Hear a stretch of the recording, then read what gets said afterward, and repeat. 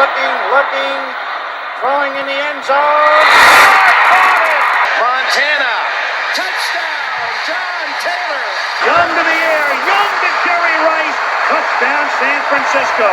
Young stumbles on the way back and fires up the middle. Pass is caught by Owens.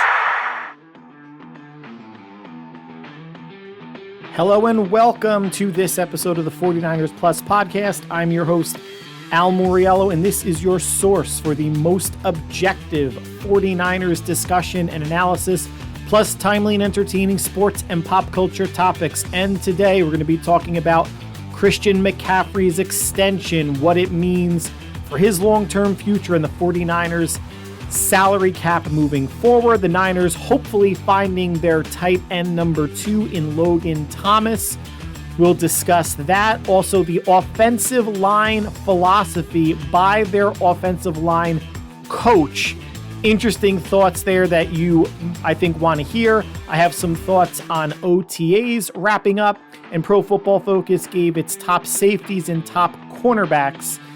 Want to let you know where some 49ers fall on that list. In the plus section, I'm going to review the first 2 episodes of Star Wars, The Acolyte, and then 2 movie reviews, Dune Part 2 and Godzilla -1. But like always, it starts with the Niners, so let's get right into it.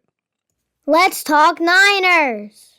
So earlier this week, running back Christian McCaffrey received essentially a 2-year, $38 million contract extension from the team, which included a $14.3 million signing bonus and $24 million guaranteed at signing. There was some discussion and thoughts that Christian McCaffrey was unhappy with his contract, which is why he did not show up for voluntary OTAs, but did show up for mandatory OTAs, which was this week, wrapped up yesterday, a two-day mandatory OTA.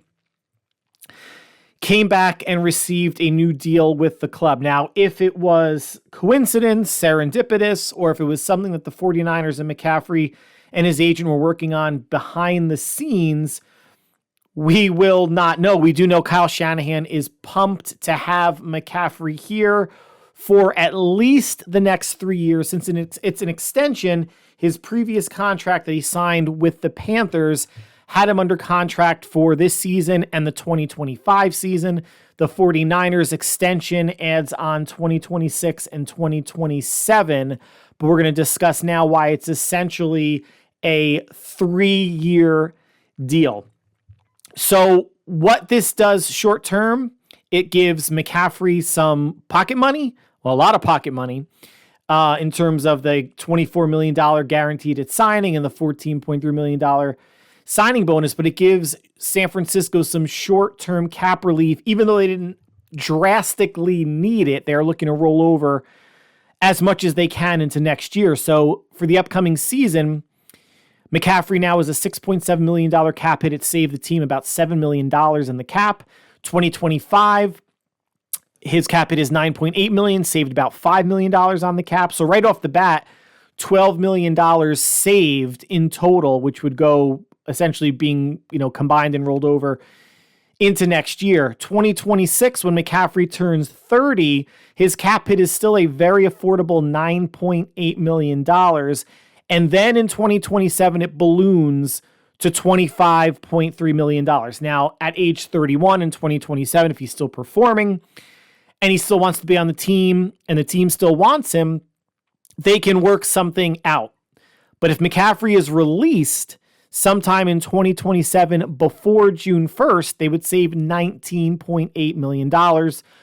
So it would be less than a $6 million cap hit for him not to be on the team if he's cut. But on top of that, in 2028, when he's 32 years old, that's a void year. He is technically not on the roster. He would still count $14 million against the cap. And this is the cost of doing business when it comes to stars, signing superstars, even like mid-level players, that you're going to eat some cost, especially when you are as up against the cap San Francisco was earlier this year for the 2024 season, and how they're looking for 2025. They are $37 million over the cap. And what McCaffrey's extension, restructure, whatever you want to call it, did is give San Francisco now $32.7 million in cap space this year, which is the 7th most. But again, they are close to $40 million over the cap next year, which if they can roll over this whole amount, they'd only be about $8 million over. And with restructures and whatnot, they could easily get under the cap. Teams do it every year. The Saints are about $70 to $80 million over the cap every year, and they're able to field a team. Granted, not a playoff team, but a team. But I don't think the 49ers are going to be in that situation. So the big question is, McCaffrey already topped the running back market, if you want to look at average annual value, at $16 million annually. So why the pay bump? Well, a couple trains of thought are, after this season, McCaffrey had one more season with the team. I think it was a $12 or $13 million base salary, so that's not guaranteed. Meaning if McCaffrey gets seriously injured this year and they cut him, he would see no money next year. But someone of McCaffrey's stature, a superstar, still does have some guarantees built into their roster if they were to go on IR. So it's not like, at least for this season, McCaffrey was always going to see all $12 or $13 million of that base salary, or extremely close to it, 80, 90% or more, even if he got injured, say, in training camp. That his check for this year was never in question. It was next year. And, rightfully so, coming off of an offensive player of the year season, the Niners did right by McCaffrey by restructuring the deal, extending it, giving him a $14 million signing bonus and $24 million guaranteed at signing. I don't want to call it a thank you, but a well-deserved raise or forwarding of cash, given what he has meant to the offense and how everyone uses the phrase unlocked Kyle Shanahan's offense the past year and a half. But like I said before, McCaffrey was already at the top of the mountain at $16 million annually. Now he's at $18 million annually, again, inflated because of that $25.3 million or that ballooning salary that'll hit in 2027. But right now, McCaffrey was at $16 million at the top of the running back market. Now he's at 19. We're talking solely average annual value. Alvin Kamara of the Saints at $15 million a year. Jonathan Taylor of the Colts reworked his deal before the season started, $14 million a year. Saquon Barkley just got a deal from the Eagles, $12.6 million a year. And Josh Jacobs, now of the Packers, $12 million annually. Those are the 5 running backs that are making over $10 million annually. You're going to have running backs coming up, but not for another 3 years. A Bijan Robinson of the Falcons, maybe a Jahmyr Gibbs of the Lions, maybe a Travis Etienne of the Jaguars that could maybe push above that $10 million number. But there's really no issue with this contract because it saved San Francisco cap space this year, which was important. Super important to roll over into next year, which is also important. Again, being close to $40 million over the cap, every little bit is going to help. But,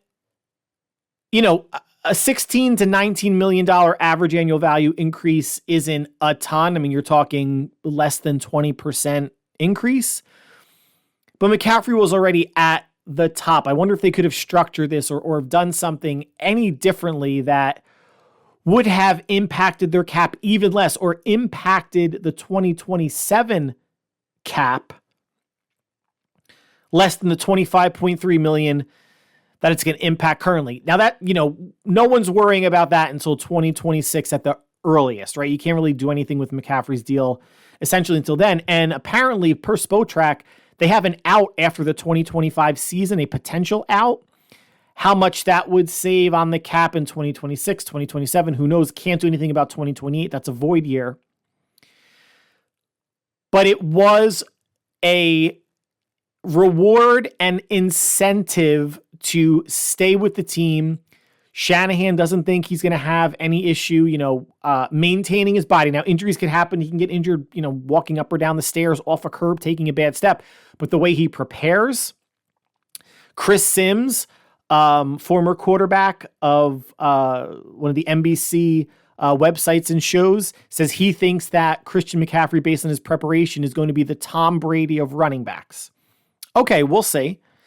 If he turns into a Frank Gore light version of running backs, I would take that. Frank Gore was very productive into his mid-30s. So if they can get McCaffrey to 32 years old, 2028, 24, 25, 26, 27, say 28, his age 32 season, and he is a productive third down back, in a Jerick McKinnon-ish type of role, someone that's not carrying the ball 20 times a game. And that's something that Shanahan was asked by reporters about easing McCaffrey's workload. Does he worry at all? He had well over 300 total touches last year. That's not even, counting the playoffs. And it's interesting how he described the rotation, or at least just said this much about it. Christian's a unique dude. He doesn't like to come out. So there there were probably instances every game last year where it wasn't Shanahan calling him out. Maybe it was running back coach Bobby Turner or someone else on the offensive staff, and McCaffrey decided to stay in. Shanahan now with this contract may have a more heavy hand in limiting, say, McCaffrey's early down usage. So it's not maybe the 20 carries that he gets a game, maybe it's 15.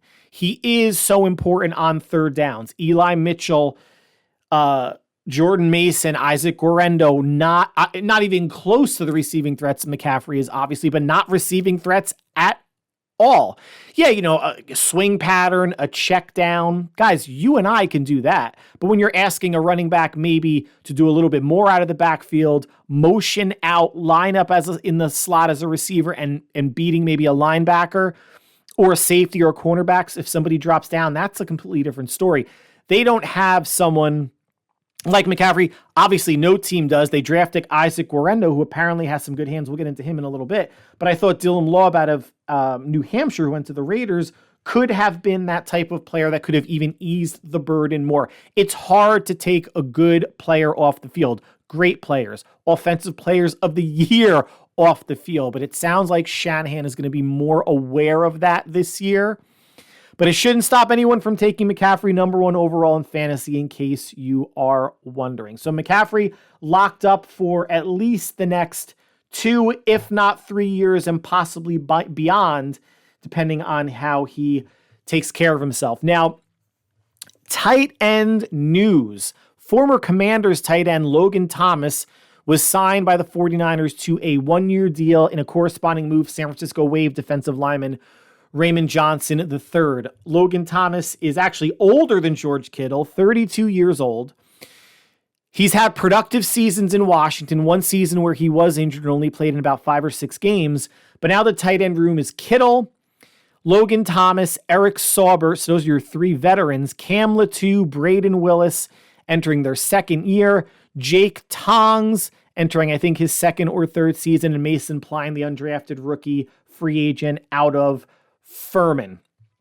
I was always under the impression, as much as I wanted San Francisco to draft a tight end, I always thought that it would have been Kittle, another veteran, a rookie tight end that they did not draft this year, and it's not going to be Mason Pline from Furman. Guys, he will be on the practice squad at best, and either Latu or Braden Willis. There is no way Shanahan was going to go with Kittle, 2 second-year players, Willis, who saw the field, but not a ton. Latu didn't see the field at all. And then a rookie tight end coming in that they didn't draft, of course, that would have only been acclimated to the system during OTAs and training camp. That was not going to sit well with Shanahan.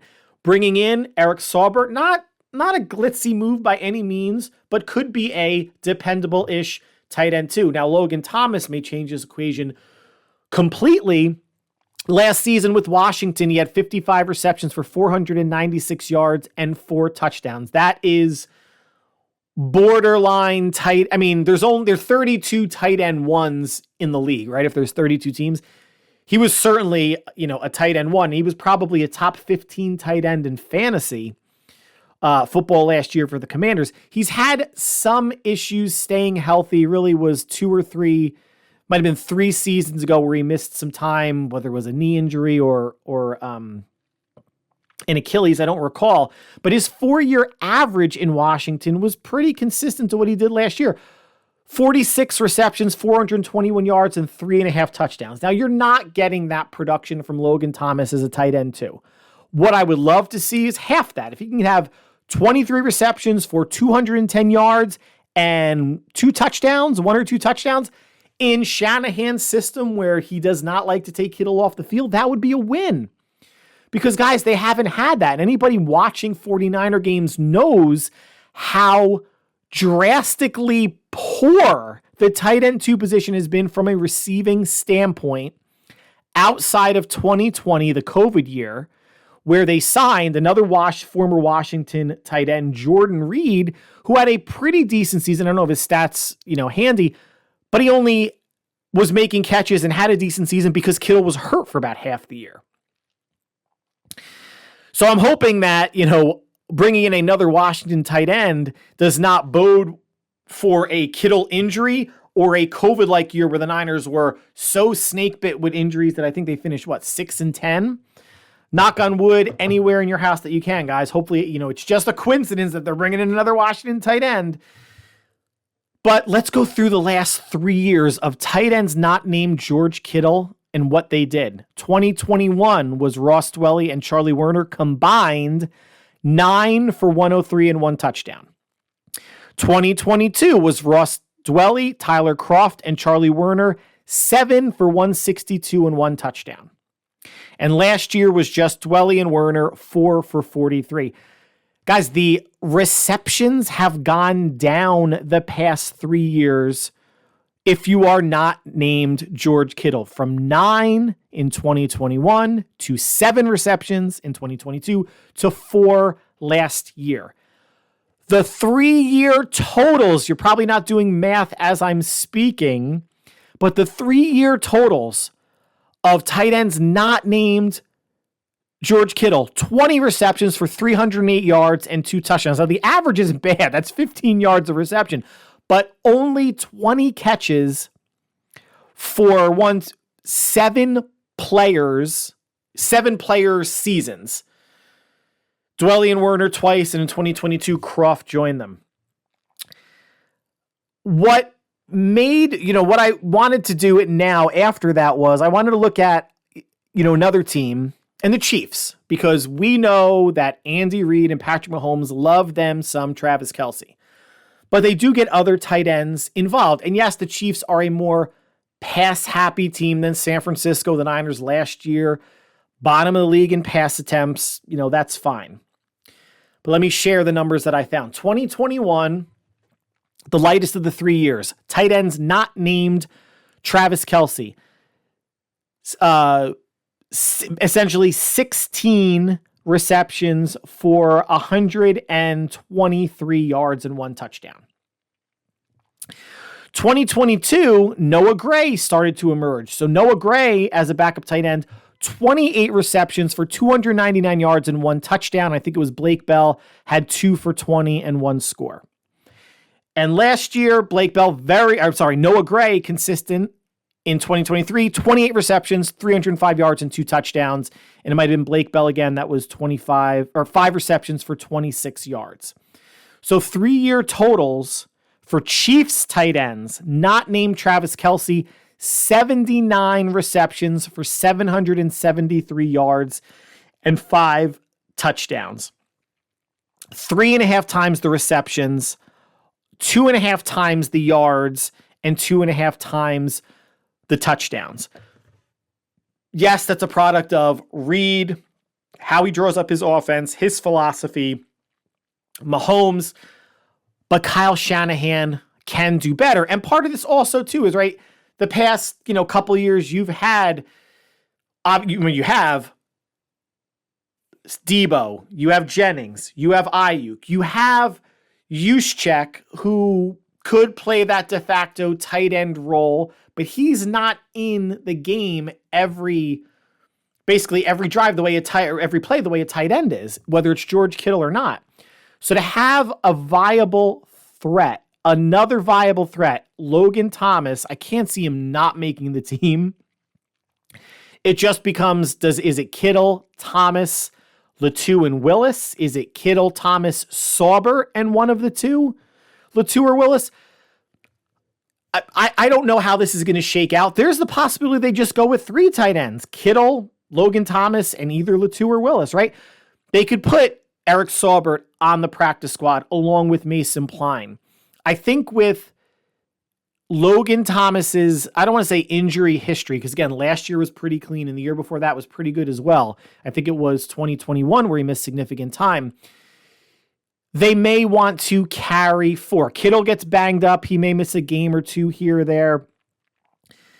They may potentially want to carry 4, but if they feel confident that they could just place Saubert on the practice squad, no one's going to grab him, then potentially they can go with 3 if they have some roster issues or, quantity questions at other positions. Now let's stay near tight ends, the offensive line, and offensive line coach Chris Forrester had an interesting take as to why, 49er fans, myself included, are curious why they're not investing more in the offensive line than they are. And here's a quote from O-line coach Forrester. If they ask me, I say invest in guys that touch the ball and score touchdowns. And then there's a range of guys, 2nd, 3rd, 4th, and 5th round picks even, that will find starting offensive linemen. And really what Forrester goes on to discuss in this article that I read was there's a line, an actual line of identifying players, a line of demarcation between a solid player and someone that can't block anyone. And he goes on to say, quote, you can throw a short pass to Debo, and even though the right tackle is getting beat, it ends up being a 60-yard touchdown. So yeah, the right tackle sort of blocks somebody, but if the guy gets tackled at 5 yards, you don't have the 60-yard touchdown. But basically those tunnel screens, they don't go to the house all the time, but are usually pretty successful pass plays, and they don't ask a lot of the offensive linemen. Another quote, boy, that right tackle did a great job. What does it matter if the guy touching the ball can't take it to the house? So there's that trade-off that you're constantly playing during the game. And to say that they haven't invested in the line, obviously Trent Williams was a financial investment with the largest, I think it was the largest left tackle contract until someone recently, I believe, beat it. They did draft Mike McGlinchey in the 1st round. They did draft, left guard Aaron Banks from Notre Dame in the 2nd round when he came out. They gave Drake Brendel a modest extension. They did draft Spencer Burford, who's had his moments of working out, not working out. They did bring in John Feliciano. Now you have Dominic Puny, a 3rd round pick. And Colton McKivitz, who they gave that kind of vote of confidence to with a $7 million extension in 2025. And he was, I believe, a 4th or 5th round draft pick himself.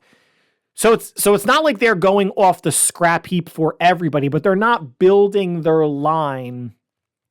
Remember, under Jim Harbaugh, they wound up taking 2 offensive linemen one draft in the 1st round, Mike Upati out of Idaho, and was it Anthony Davis out of Rutgers. They're not going to make that type of commitment, but at the same time, who knows what would have happened if one of the starting tackles that they desired fell to them in the 1st round? Would they have picked Pearsall? Would it have been a tackle? I don't know the answer. We were never going to know the answer to that. But they have the philosophy where they're going, again, you can't say they're going cheap on the line. Brendel's making an okay amount for a center. McKivitz on the cheapish end for a right tackle, and of course what Trent Williams is getting paid on the left-hand side. They're hoping that, and of course for guards, they're not going to spend a lot of money. I mean, they did bring John Feliciano in and back, and he's making between, $2 and $2.5 million a year. So it's not like they're going vet minimum guys, but it's always been, I think, a question that a lot of us fans have had, and now you have an answer. And it starts off with Chris Forrester saying, if they ask me, I say invest in guys that touch the football and score touchdowns. Who are they asking him? I don't know. I mean, I'm sure that during a draft or the lead up to a draft and free agent evaluations, they are reaching out to position group coaches. They're just not making choices on a whim. But that might be the 49ers, philosophy of spend elsewhere. And if they do have this mentality of that line between blocking pretty good and solid, and that's something I can work with versus can't block anyone at all, well, at least based on the Super Bowl, Spencer Burford has to dig himself out of that can't block anybody at all hole to see if he's going to be a factor in 2024, either as a starter or a backup or even beyond. Now, offensive. Organized team activity thoughts. I mentioned again this week was mandatory OTAs. Basically, everybody showed up but Brandon Ayuk. Ricky Pearsall still hasn't signed, although he was out there catching passes, and he's been slotted, and his salary's been slotted as the 31st overall pick. And what he's getting is a 4-year, fully guaranteed $12.5 million deal with a $5.9 million signing bonus. Don't know why it hasn't been signed. Obviously, there are particulars to the contract. If it's a fully guaranteed deal, how you break it down and what money he gets in certain years versus others, cap hits, etc. I am imagining that's the discussion between his agent and 49ers management, but good on Ricky Pearsall being there. He was wearing the blue non-contact jersey. Shanahan said that he had some leg soreness, so he just wants to make sure that no one's hitting him, especially because he isn't signed. But Shanahan did say it's fun to see the rapport, the very, very early rapport starting to develop with Brock Purdy. And Pearsall has been showcasing, the speed, the route running, the agility, the hands, had some good reps against fellow rookie Renardo Green, and has looked, every bit the late first round wide receiver that he was drafted as. And some had him, maybe in the second round. So I know some people were saying, oh, it had him as a third round receiver. Well, individual tastes for coaching staff and offensive philosophies sometimes shakes up a draft board pretty significantly. But they feel like they are getting in Ricky Pearsall what they expected to studying the film out of Florida. Another offensive player, 4th round running back, draft pick Isaac Guerendo out of Louisville. There's been some reports that he's had trouble with his footing, falling down, running into offensive linemen, basically a product of not understanding the offense yet, not understanding where the holes are. When you're talking about voluntary OTAs and mandatory OTAs, I'm not going to worry about Isaac Guerendo being another mid-round, we're not going to say early round, mid-round running back bust. Early rounds are rounds 1 and 2. Mid-rounds are 3, 4, and 5 to me, and late rounds are 6 and 7. It did hurt drafting Trey Sermon and Ty Davis-Price with 3rd-round picks, and they didn't pan out, especially for the types of backs they were. They weren't complementary to anything that San Francisco does. Isaac Guerendo had the fastest 40-yard dash time at the combine at 2:20, and that size and speed they thought they were getting with Ty Davis-Price. It just never worked out for him. Went to the practice squad and then got, I think, signed off the practice squad by the Eagles. I think it was during the season.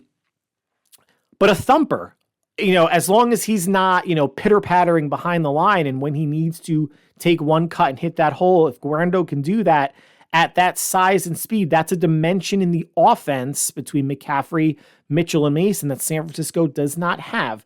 So the jury's still out on everybody for at least 2 years, right, guys? But you read anything about Isaac Guerendo and he's falling and he looks indecisive, he's a rookie. It's his first taste of an NFL playbook and training camp. It's okay for some players to look indecisive. Nobody comes along at the same speed or hyperspeed in terms of adjusting from college to the NFL. Rookie Renardo Green, cornerback out of Florida State, and 2nd-year player Darrell Luter at cornerback. Sounds like they've been taking steps per Kyle Shanahan and defensive coordinator Nick Sorenstam. Darrell Luter was hurt later in training camp. They started to see at the end of the season what they thought that they were getting in Luter last season. They're seeing it again now. Built in the same mold as Charvaious Ward in terms of the size, the length, the physicality, the speed, and he's learning per Sorenstam to use that. Renardo Green, a little bit smaller, but doesn't shy away from press, has the possibility of playing Nickel, I don't think the Niners are going to start a rookie, especially with a rookie defensive coordinator in the nickel.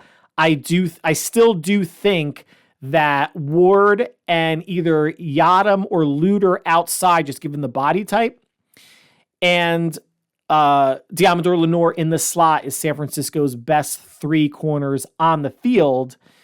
And I think their depth with a Green, a Rock Yassin, or Luter or Yadam, whoever does not wind up being the boundary starting cornerback, is probably the deepest the 49ers cornerback room has been since Shanahan and Lynch have been here.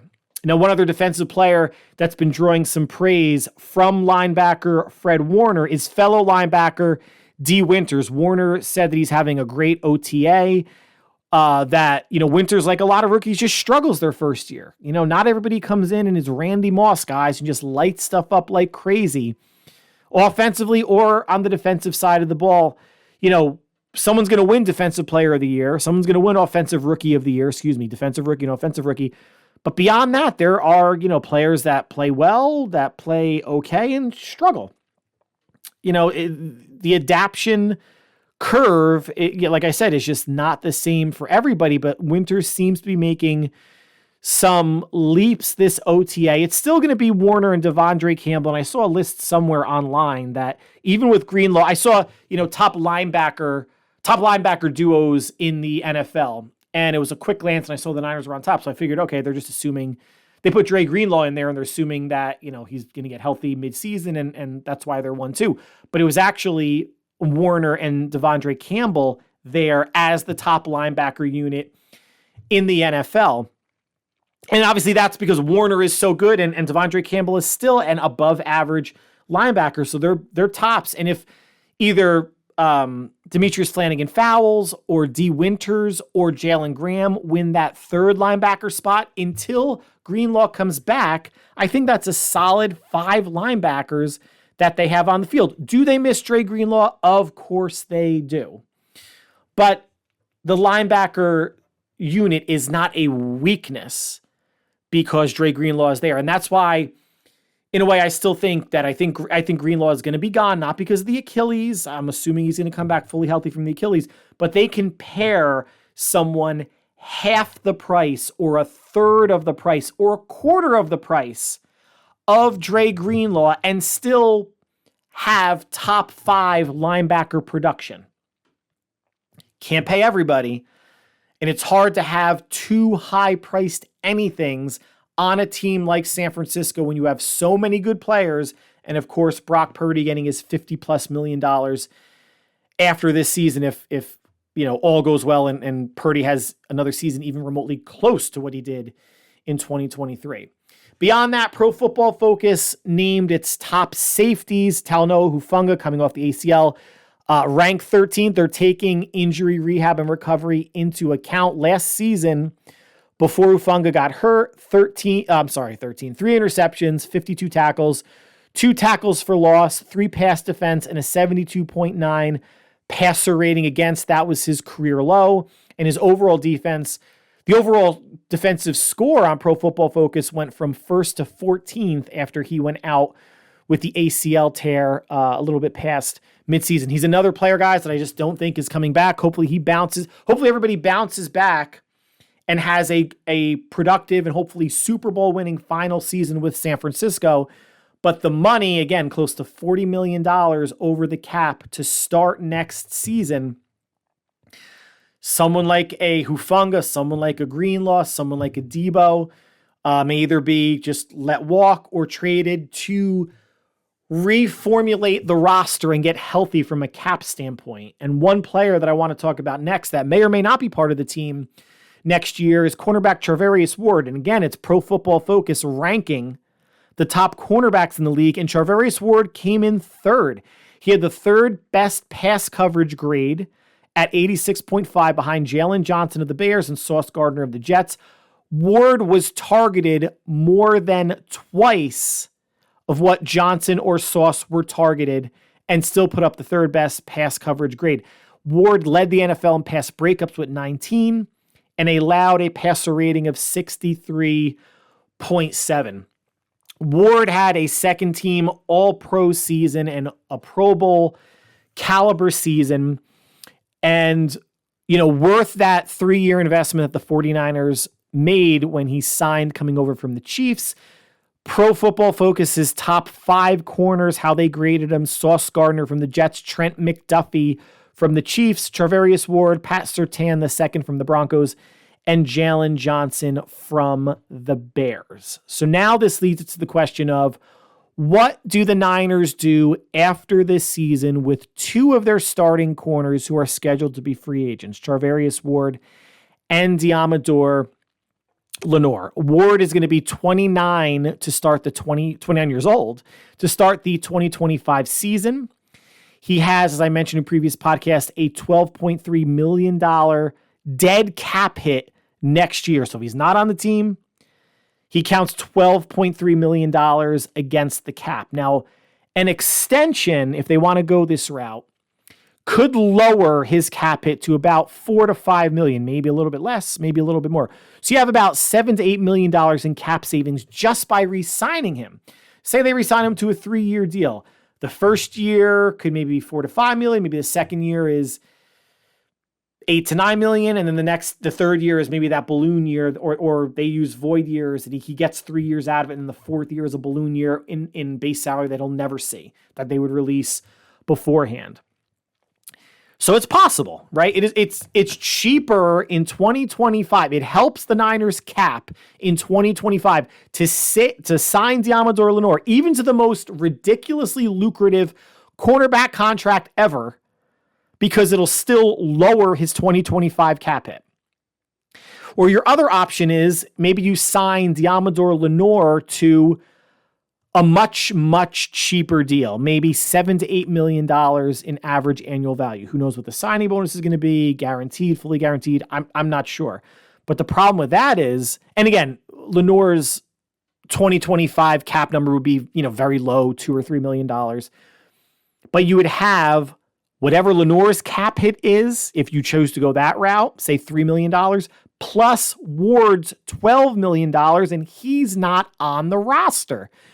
This is going to be a very interesting situation to keep an eye on unless they extend one of the players before the season starts. And if they do that, if they extend one, then what's happening with the other is not getting extended. But let's look at I don't know if this is the top 10, 1, 2, 3, 4, 5, 6, 7, 8. Top 10 players, cornerbacks in terms of average annual value, just so you can get a feel for what Ward might be looking for. So Jair Alexander of the Packers, $21 million annually. Denzel Ward of the Browns, $20. Jalen Ramsey, Dolphins, $20. Marlon Humphrey of the Ravens, $19.5.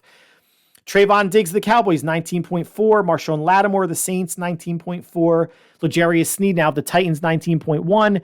Jalen Johnson of the Bears, $19 million annually. And Carlton Davis, either the Bucs or the Lions, I forget, I apologize, $14.8 million annually, and then there's Ward at $13.5.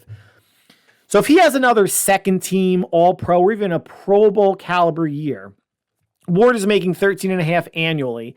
Does he think he should be making close to what Denzel Ward's making at $20 million annually? Trayvon Diggs, $19.4. You're talking about a $5 to $6 million annual jump, which again does not mean $5 to $6 million annually on the cap. It's usually much, much higher than that that's going to hit in maybe year 2, 3, or 4. But Charvaious Ward is going to be 29 years old in the 2025 season, next 2 seasons from now. And he would be the oldest member of the cornerbacks that I listed to get an extension. They are all, some of them are, I think,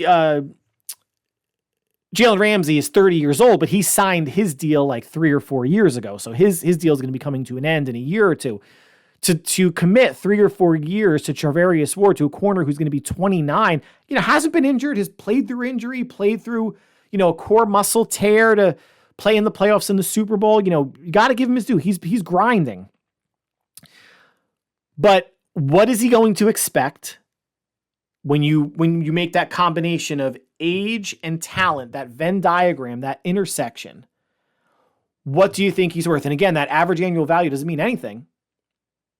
because of how they can structure it. It's all about the cap number, but the cheapest route is for them to sign Charvaious Ward. I don't know if he knows that. I'm sure his agent does, and they can, in a way, hold San Francisco's feet to the fire. Or do they want to get younger? Do they go 3 to 4 years younger with their cornerback in Diamador Lenoir and then know that you have Renardo Green and Darrell Luter should those two corners work out on rookie deals? You could always bring back Isaac Yadam cheap or Rock Ya-Sin or anybody else that's going to become a free agent next year.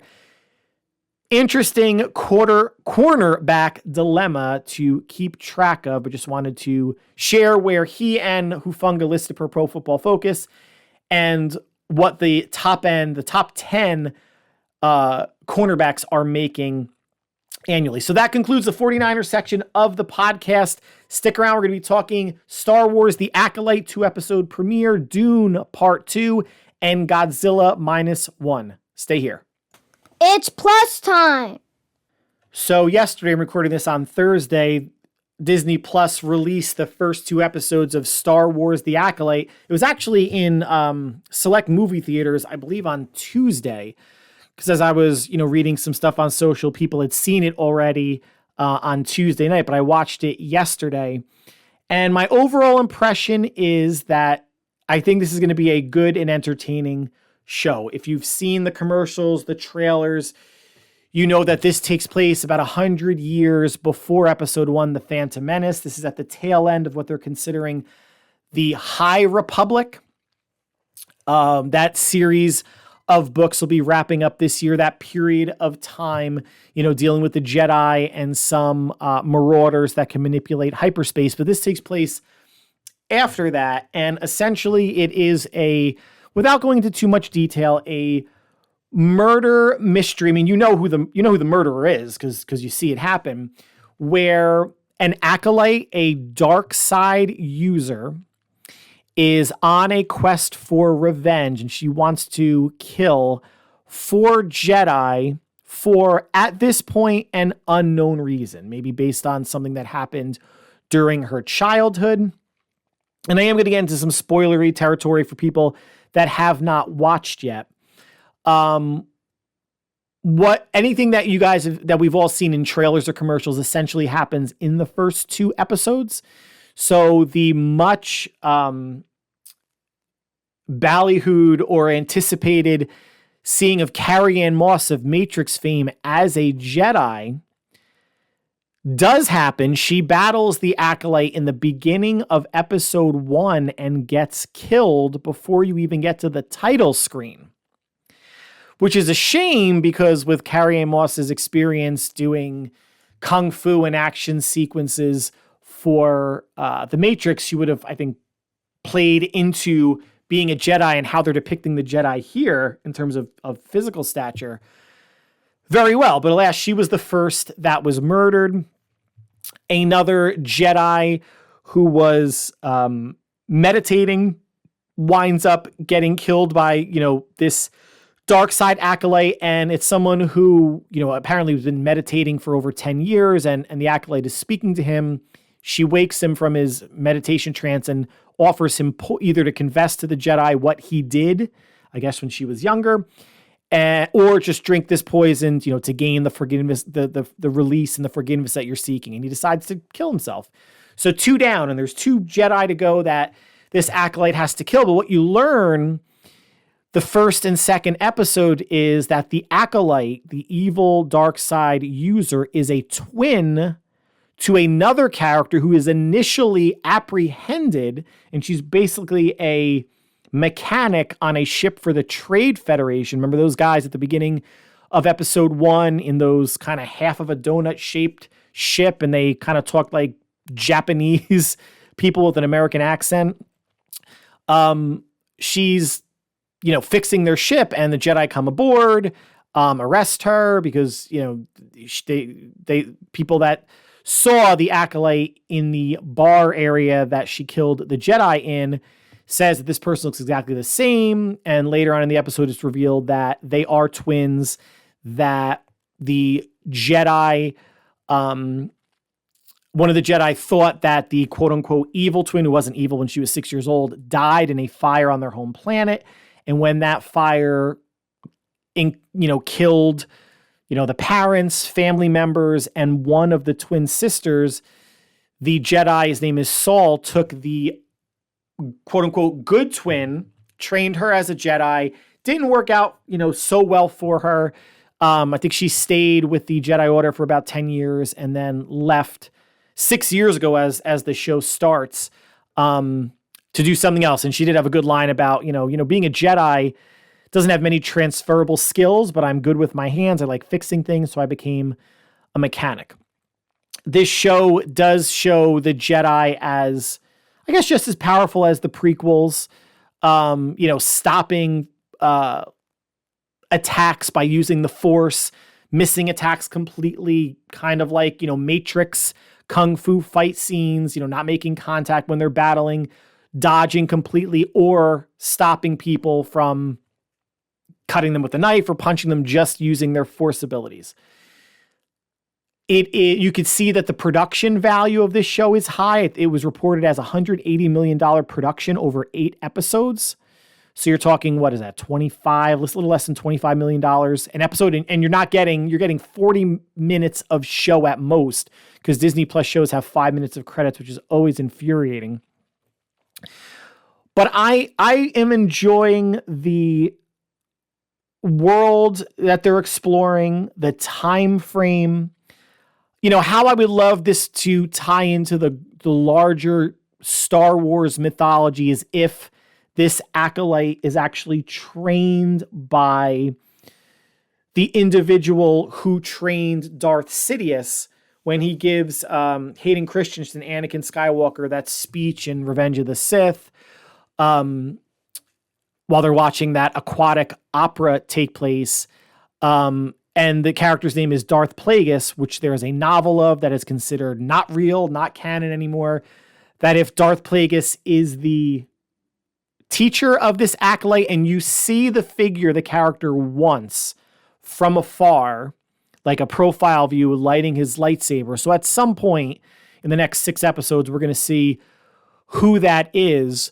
But that would, I think, just be a nice way to tie into the larger mythology. And it's someone that I think a lot of Star Wars fans, including myself, would have liked to see on screen. It was mentioned by Emperor Palpatine in Revenge of the Sith, so it'd be nice to get a glimpse, right? And if this person notices that this Acolyte's not working out and he decides to go the whole, rule of 2 and officially but enroll, Palpatine as a Sith under his employ, we'll call it, that could be a nice, transition to episode 1. Again, even though this takes place 100 years before episode 1. Where this falls for me, so there are 6 live action Star Wars shows, and I think this slots somewhere in the middle. So we're going to go Andor as being my favorite. It shows that you can do adult Star Wars shows. You don't have to pander to kids. It doesn't have to feel like a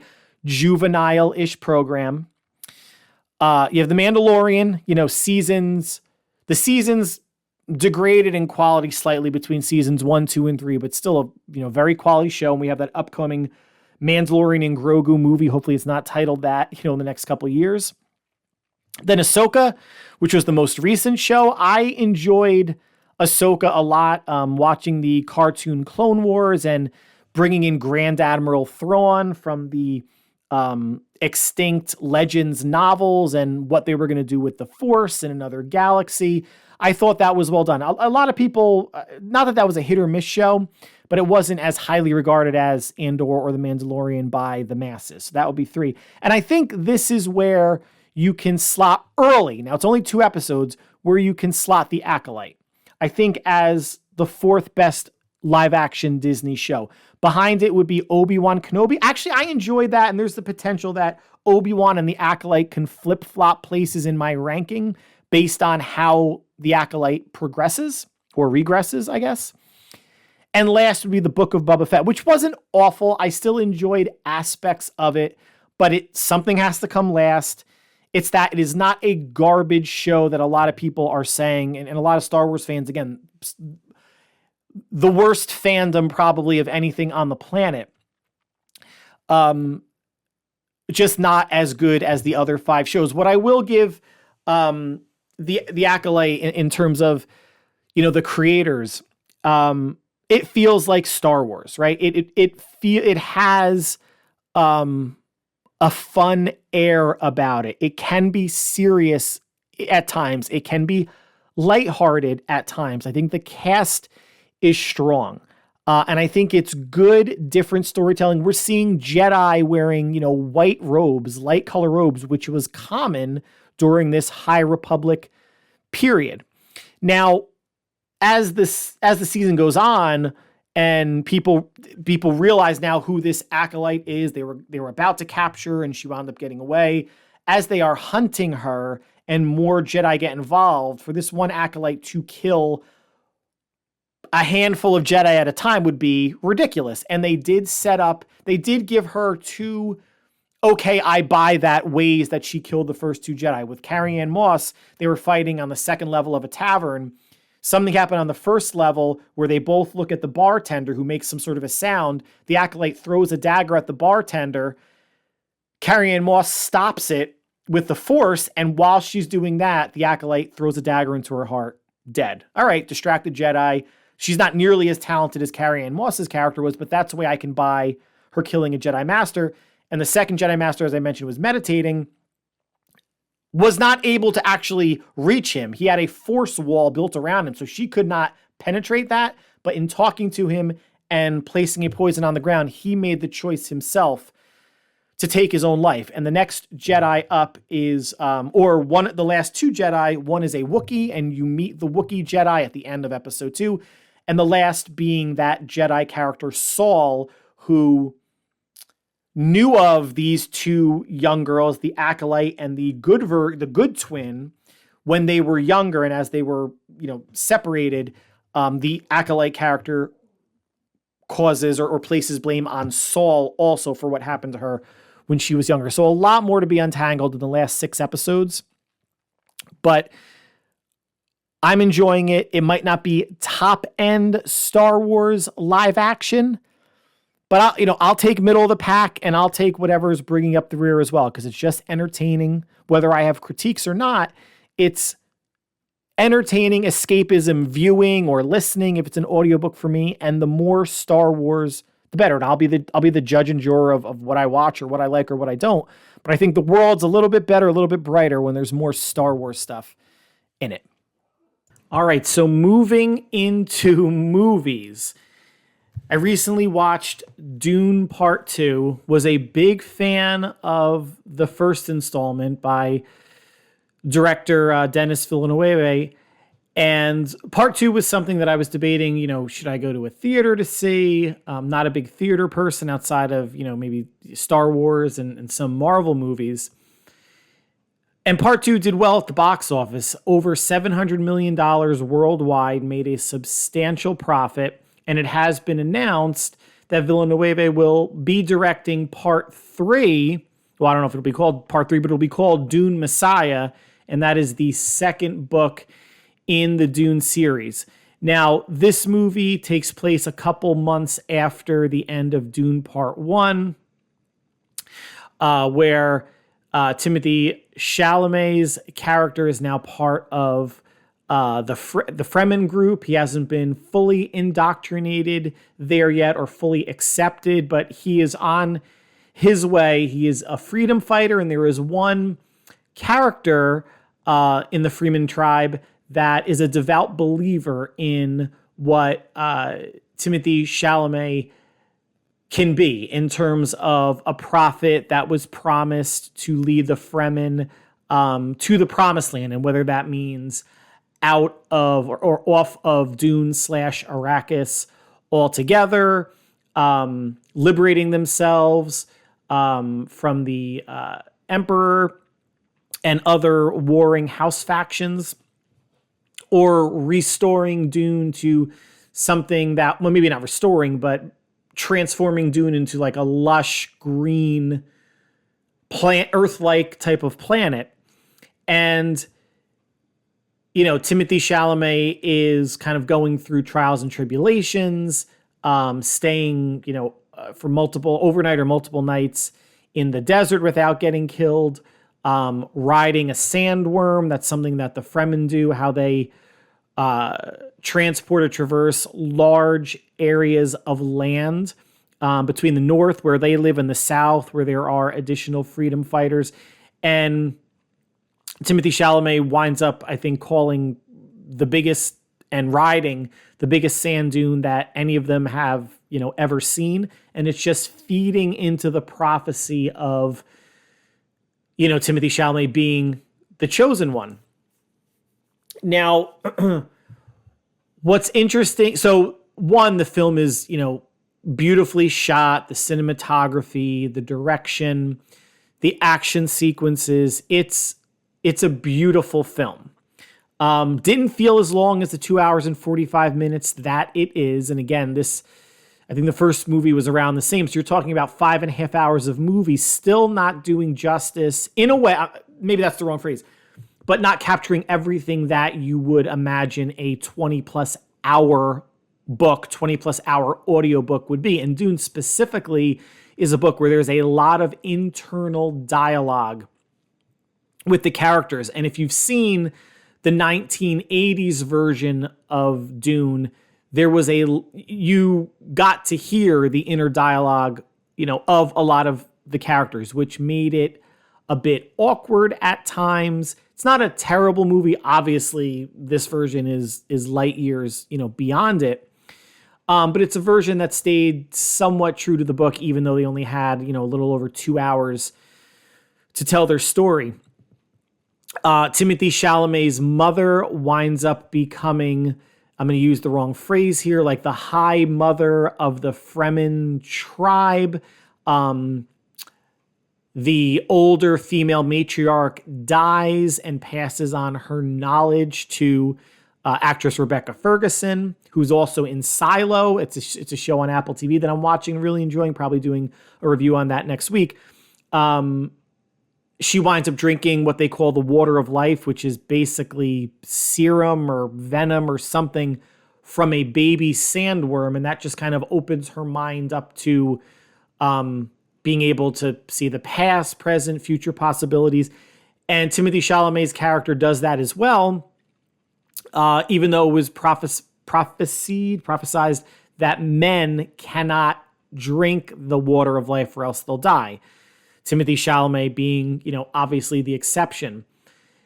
Big battle sequence between the Fremen, Timothée Chalamet leading a good portion, Zendaya's character, Shani, leading a good portion. Josh Brolin's character is back. And they also introduce a Harkonnen character. What is it? The Na Baron. Someone that is, extremely brutal in combat, that winds up leading in the Harkonnens are the pale, bald warriors that wind up killing, Paul Atreides, Timothée Chalamet's father, and the whole Atreides family, and now are taking over the planet Dune, the planet Arrakis, and are mining the spice from it.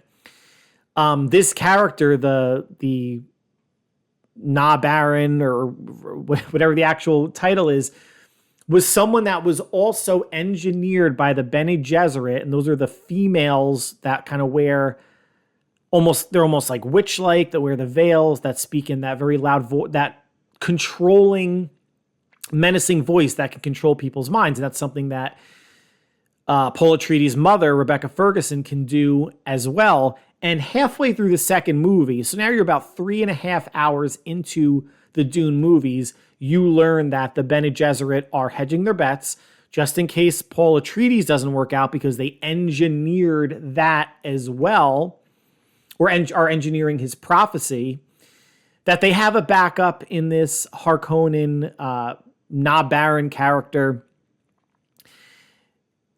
During the big war on Arrakis between the Fremen and the Emperor's fighters and the Harkonnens, the Emperor played by Christopher Walken. His daughter played by, was it Julianne Hough? No, I'm Julianne Pugh. I'll come back to that. Her last name is Pugh. Big battle scene, well done. It's not the, first class battle scene that people are kind of making it out to be. The whole movie is really well done. For me to pick out any one aspect of it that was like, wow, I've never seen that before, that was amazing or awesome, or, how much better could have been on a big screen to experience or IMAX, I don't know. It was good. It was good. And obviously Paul Atreides and the Fremen win, and he basically declares war on the other houses. He's House Atreides, there's House Harkonnen and other ones that come to the planet Dune or Arrakis to see how this battle is going to shake out. Timothée Chalamet / Paul Atreides declares himself emperor and takes the emperor's daughter's hand in marriage. The other houses do not accept him, becoming a self-emperor.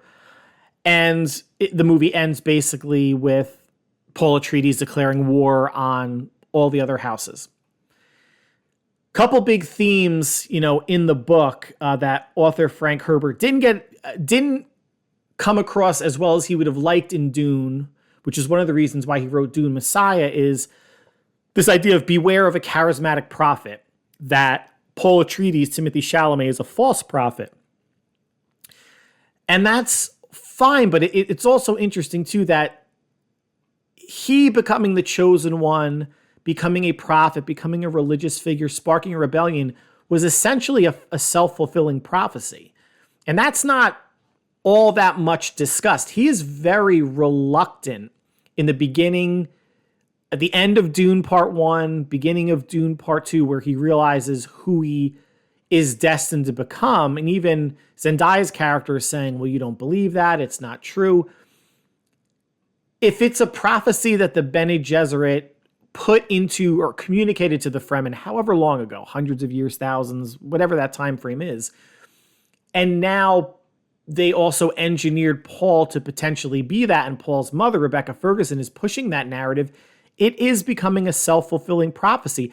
If he wasn't special, he wouldn't be able to do the things that he has done in the movie. He wouldn't be able to survive drinking the waters of life from the sandworm. So I don't think that aspect of it gets enough recognition, that while he was very reluctant initially, and when he joined the Fremen, he was staying in the north, did not want to go to the south because the Fremen there were much more religious and fanatical and would kind of glom on to even if he wasn't saying the message, others that believe in him pushing that message. So he did not want to travel south because he had visions of what war with the Harkonnens or the Emperor, the Legion of troops and other houses would lead to the death of billions, and he did not want that. But he is initially reluctantly forced into it, and then later on embraces it. And I think the movie went to great lengths to differentiate from the books that Paul really didn't want this. He's I wouldn't say he's an ambiguously morally gray character, but he didn't want it, but he didn't see any other way to help the Fremen, to, liberate the galaxy, the universe, if you want to call it that. Again, a very entertaining book. I never read, any Dune book. I am going to read Dune Messiah because that is the third movie in this series, but the director, Denis Villeneuve, has a previous commitment, so he's going to be filming a movie and then moving on to Dune 3. So Dune 3 being Dune Messiah, we're probably not going to see that for 3 or 4 years at the earliest. And I'm curious about how the story lays out. It's actually a 9-hour audiobook, so it's a quick listen. If it was like 30 hours, I might hesitate a little bit. And if that's good, then I think, I don't know what book 3 is, God Emperor of Dune or whatever it may be. If I'm enjoying it, I'm going to keep with the series via audiobooks. And I read online what the differences are between the two new movies and the book. The time skip is a big one, whereas in the movies between part 1 and part 2, it's a couple months. In the book, when that skip happens, he was living with the Fremen for a couple of years. Timothée Chalamet's mother, Rebecca Ferguson, is pregnant with a female in the movies, and she gets to hear the unborn child, the fetus, talk. She can communicate with her. In the book, since it is a 3 or 4 year jump between House Atreides being attacked and Rebecca Ferguson and Timothée Chalamet living with the Fremen, the daughter is born and is 3 or 4 years old. And that actually is represented accurately in the 1980s movie. So that might just be an interesting transition for me going from the movies to the audiobook. But I would recommend it again. Just a fantastically directed, acted. I think this is the movie where Timothée Chalamet is kind of coming into his own. For the first movie and half of the second, he does play like the reserved, timid, reluctant character. But then when he embraces his engineered, self-fulfilled destiny, you can, I don't want to say you could see him growing as an actor, but he really commanded the role, had a commanding presence. Was on HBO Max, still on HBO Max if you don't have regular HBO, but it is on regular HBO as well, and I would recommend it. And the last or second movie I want to discuss on Netflix, Godzilla -1. Now, this is a movie that if you know anything about it, you might have heard that it was produced for $10 or $15 million in Japan, which is a drop in the bucket compared to what the latest Godzilla versus Kong cost. Hell, it's a drop in the bucket. It's a tenth or more of what the Acolyte series on Disney Plus cost. So I was excited to watch this. It's a 2-hour movie. You get to see Godzilla right off the bat. 2 or 3 minutes literally into the movie, you see a smaller Godzilla attack Japanese pilots and engineers, technicians on an island that's there to repair airplanes. And the main character is a kamikaze pilot who was not able to participate in the war and had to go to this island for repairs on his airplane. Godzilla comes stomping out of a forest, and he's not true God. He's not the size of a skyscraper at this point. He might be the size of a moderately tall tree, maybe 20 feet tall. He's picking up human beings, biting them by the head or the chest and kind of throwing them around. And the main character gets in his airplane and has an opportunity to shoot Godzilla and potentially kill him using, the bigger bullets of an airplane. And he freezes. He hesitates, his hand shaking, whether he's scared or whatever. Godzilla winds up killing basically all but 2 people on that island, the main character and a technician, an engineer, a mechanic that reappears later on in the film. And, from there, the movie is about post-World War II Japan. And obviously that's when, during the mythology, Godzilla was created from an atomic bomb from either, Hiroshima or Nagasaki, winds up growing over time to become like the big skyscraper-sized Godzilla that kind of everybody knows or is familiar with. The movie is pretty intimate in terms of the number of characters, and it centers on that main character, that pilot, that kamikaze that wasn't meeting serendipitously a woman who is caring for a young baby, unrelated, and that male main character, that pilot, takes them in and they become, a pseudo family. They're living kind of like in a shanty town, and you get to see whatever aspect of Japan this is over the years slowly build itself back up. And even when we get to the end of the timeline in the movie, it's still not a fantastic area, but it doesn't look like they're living in like a hovel or a shack anymore. That male main character and main female character never wind up getting, married, but they are the, de facto mom and dad to this little girl. In between, Godzilla is sighted, in the water, attacking warships, battleships, and just destroying them. The U.S. is not getting involved in this at all. It's a problem that's just, unique to Japan, and and the U.S. doesn't want to cause any relations with the Russians to become tense. So it's something that overtly, it's called out in the movie, that Japanese that Japan has to deal with.